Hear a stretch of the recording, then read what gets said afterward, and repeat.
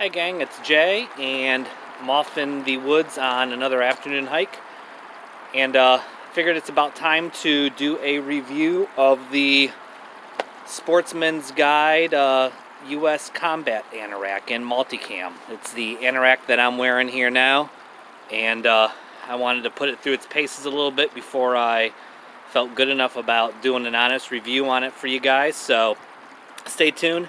I've become a huge fan of it. I've debated on it a little bit early on, but for the price, I really don't think one can go wrong. So stay tuned and we'll lay it out and go through it. Thanks.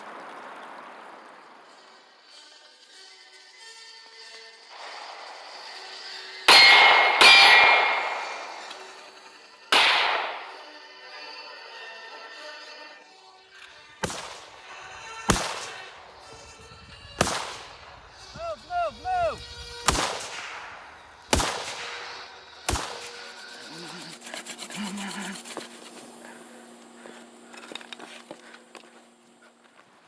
Hey gang, so I'm back and decided it was time to finally do a review of the Combat Anorak that you see on Sportsman's Guide. There's a couple of different listings on eBay with them, but I'd been on the lookout for a anorak for camp use, bushcrafting, for tactical use. I know it's a stupid word, but I don't have a better term for it.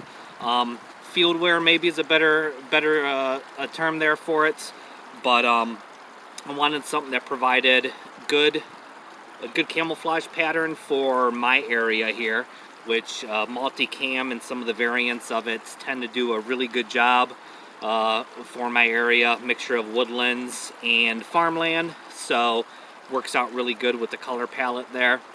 Something that was loose fitting that I could wear over a set of armor.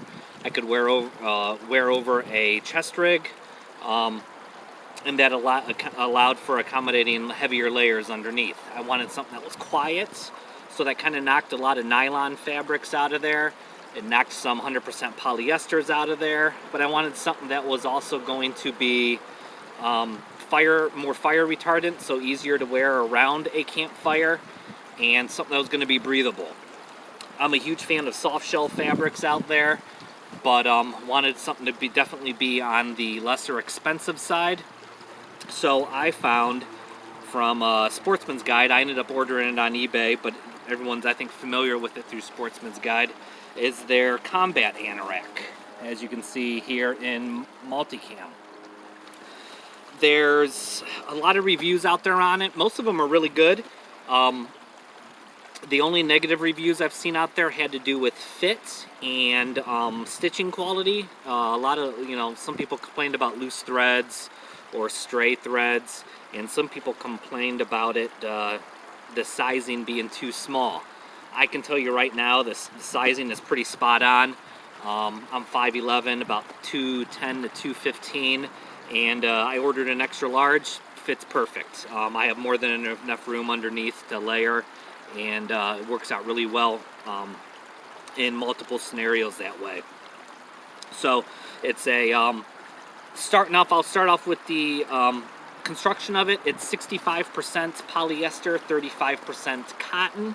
So it's going to be breathable, it's going to be lightweight, it's going to be very pliable, has a little bit of stretch to it. I think that's just due to the poly cotton blend there.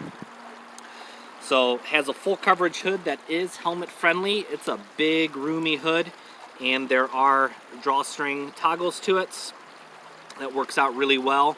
Some folks may want to replace that with paracord, otherwise it's just a basic shoelace material. I think that's fine personally. It's a Velcro collar to it. You could add a zipper to it or add more Velcro. I think the amount that they put there is just fine. There is a Kangaroo pocket on the front. See right here. Full zippered access. It's not real roomy. That was my one complaint about it when I got it, was I didn't think it was super roomy.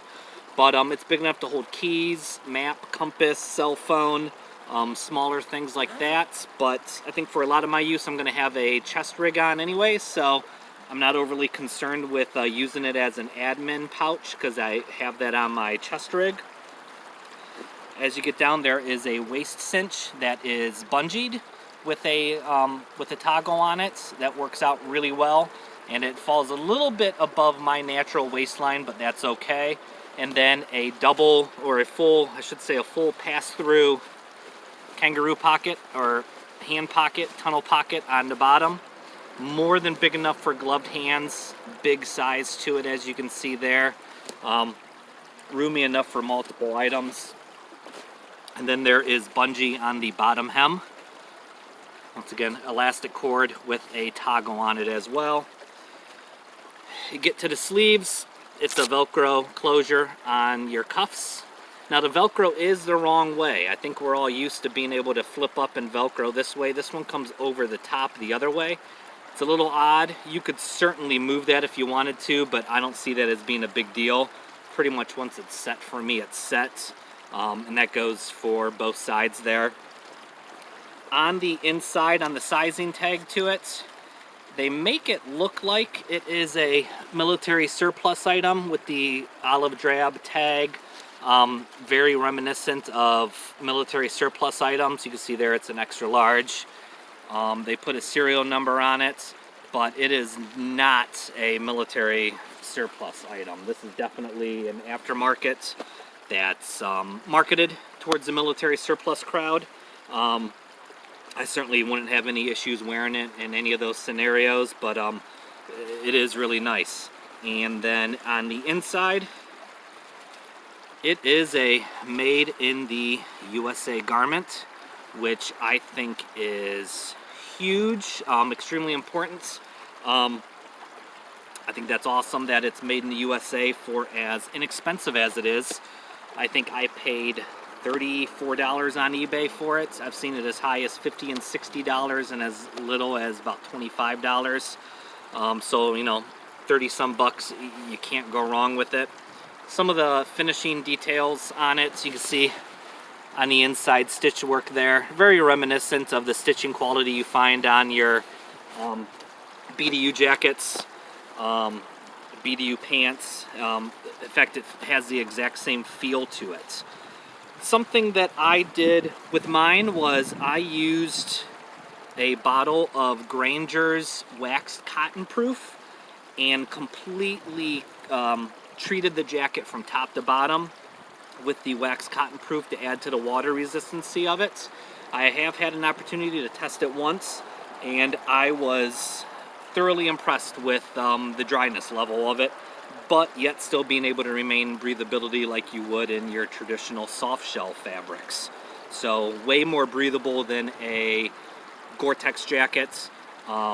Waterproof for the amount of time that I had it out there. Obviously it's being a treatment-based waterproof, I'm gonna have to maintain that, but for a $10 bottle of Granger's wax cotton proof, I'm not gonna complain whatsoever.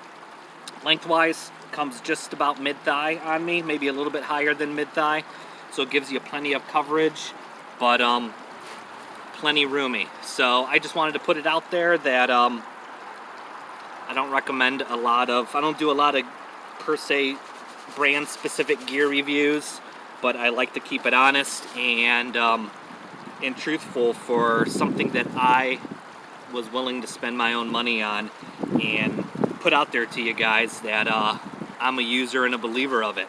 So if you're looking for something similar, certainly check it out. Like I said, the place where you see it the most is Sportsman's Guide. It is their military surplus Combat Anorak in multicam. The multicam is a little bit off from Cry multicam, but it's pretty darn close. It's hard to the untrained eye, you would never know. But that's it. Combat Anorak. I certainly recommend it for the money. If you're looking for something similar, I recommend you check it out, alright? So, you guys stay safe out there, keep training, and keep living. Talk to you guys later. Thanks. Bye.